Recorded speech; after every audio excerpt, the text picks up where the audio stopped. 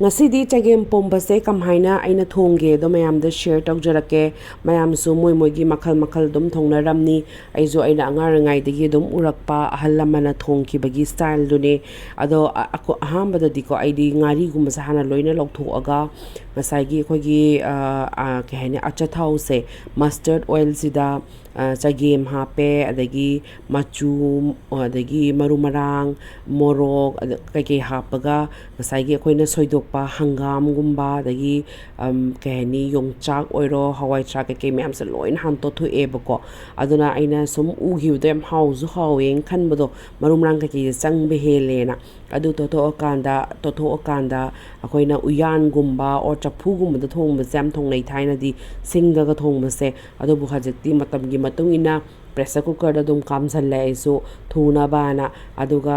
adumaina tawraga machu adagi morok khara dum tha aga ko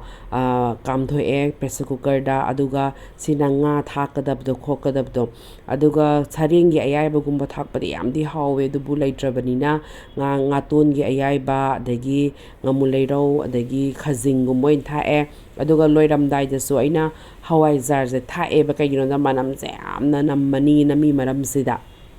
aduga machuga moroka zukhra wate male na mutha e aduga si rain thak loira kanda ina kaino khoi tarka je khara pire ba ko haidi sok tawbse marumrang phasana sok tawraga amo khoi tejpata dagi tilhau khara hape zira dagi methi ke marumrang na hapning bodo hapaga phasana sok tawraga hing ke hapaga ko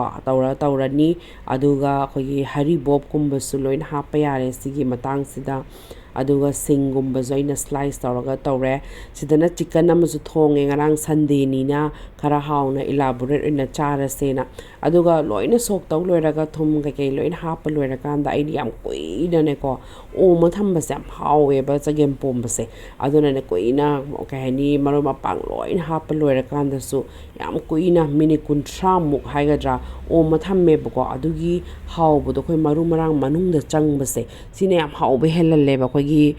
Chagempomba gumbasidi aduna yam phasana kuina thamme aduga mase nungdang da su lemen chap du nungdang da nang hena hawe haitare aduna mayam su winter na lakpasta dum chabiro phazare